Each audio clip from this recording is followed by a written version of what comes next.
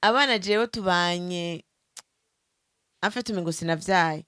Oya, je abana banje ntubana nka mama n'umwana. Tubana nk'umuntu n'umugenzi wiwe.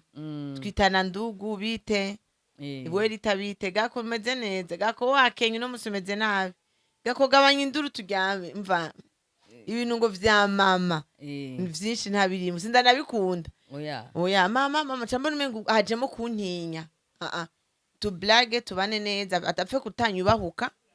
Ariko ibintu ngo mama umengo abajemo ikintu cy'ukuntinya.